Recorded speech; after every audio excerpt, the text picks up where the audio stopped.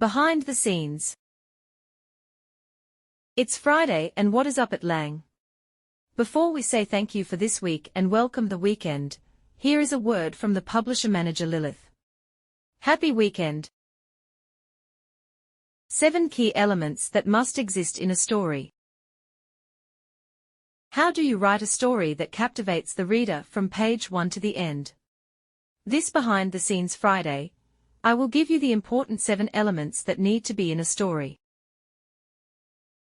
1. A plot. A plot is the sequence of events that make up a story.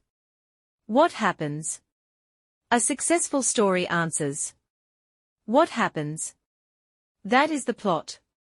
What does it mean? That is the theme.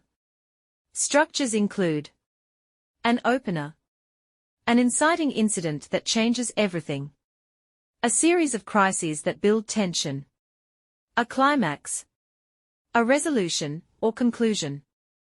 How effectively you create drama, intrigue, conflict, and tension determines whether you can grab readers from the start and keep them to the end. 2. A theme. The theme is why it happens. It is good to determine why you want to tell your story. What message do you want to convey? What will it teach the reader? Resist the urge to explicitly state your theme. Just tell the story, and let it make its own point. Give your readers credit. Subtly weave your theme into the story and trust them to get it. You want them to think about your theme long after they've finished reading. 3. Characters. Every story needs believable characters who feel knowable. In fiction, your main character is the protagonist, also known as the lead or hero or heroine. The protagonist must have redeemable flaws, potentially heroic qualities that emerge in the climax. A character arc. He must be different, better, stronger by the end. Resist the temptation to create a perfect lead. Perfect is boring. You also need an antagonist, the villain, who should be every bit as formidable and compelling as your hero. Don't make your bad guy bad just because he's the bad guy. Make him a worthy foe by giving him motives for his actions. Villains don't see themselves as bad. They think they are right. A fully rounded bad guy is much more realistic and memorable. Depending on the length of your story, you may also need important orbital cast members. For each character, ask: what do they want? What or who is keeping them from getting it? What will they do about it? The more challenges your characters face, the more relatable they are. 4. Setting. The setting may include a location, time, or era, but it should also include how things look, smell, taste, feel, and sound.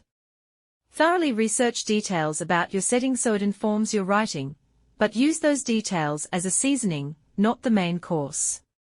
The main course is the story. One of the biggest mistakes beginning writers make is feeling they must begin by describing the setting. That's important.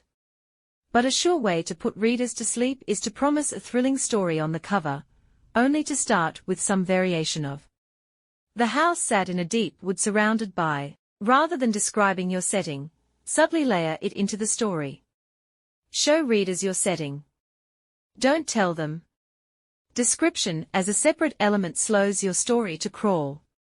By layering in what things look and feel and sound like, you subtly register the setting in the theater of readers' minds. While they concentrate on the action, the dialogue, the tension, the drama, and the conflict that keep them turning the pages, they are also getting a look and feel for your setting. 5. Point of view. POV is more than which voice you choose to tell your story: first person, I, me, second person, you, your, or third person, he, she, or it. Determine your perspective, POV, character for each scene, the one who serves as your camera and recorder, by deciding who has the most at stake. Whose story is this? The cardinal rule is that you're limited to one perspective character per scene, but I prefer only one per chapter, and ideally one per novel.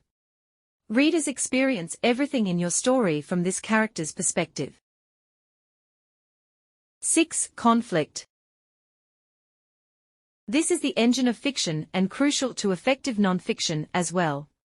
Readers crave conflict and what results from it. If everything in your plot is going well and everyone is agreeing, you'll quickly bore your reader, the cardinal sin of writing.